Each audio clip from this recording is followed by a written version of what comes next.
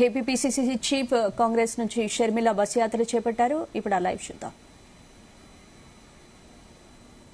ఎన్ని అద్భుతమైన పథకాలను చేశారో అందరూ చూశారు. కాంగ్రెస్ పార్టీ కేంద్రంలో అధికారంలో ఉంది. రాజశేఖర రెడ్డి గారు రుణమాఫీ చేయగలిగారు.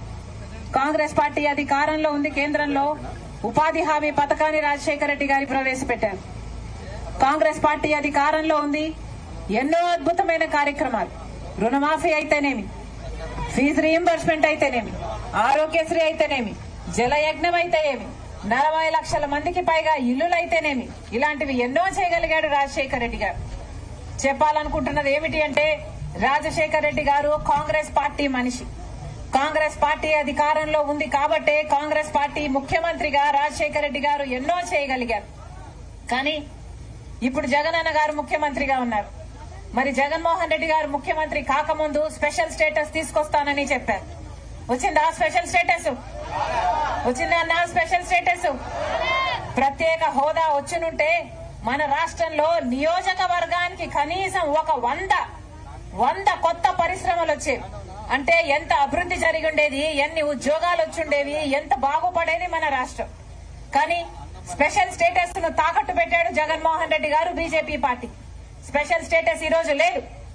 పోలవరం ప్రాజెక్టు లేదు, రాజధాని లేదు, కడప స్టీల్ ఫ్యాక్టరీ లేదు, కడపకి బెంగళూరుకి రైల్వే లైన్ రాజశేఖర రెడ్డి గారు ఉండుంటే ఎప్పుడో అయిపోయేది. ఇలా ఒక్కటంటే ఒక్కటికి కూడా అభివృద్ధికి నోచుకోలేదు మన రాష్ట్రం.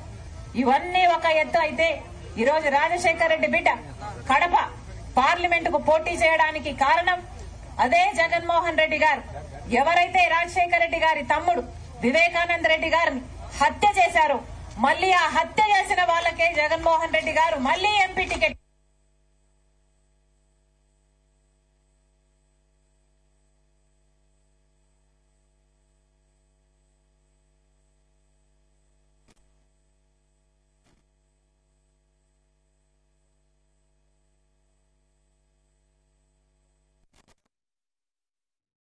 రెడ్డి గారు ఎవరైతే రాజశేఖర రెడ్డి గారు రుణమాఫీ చేయగలిగారు.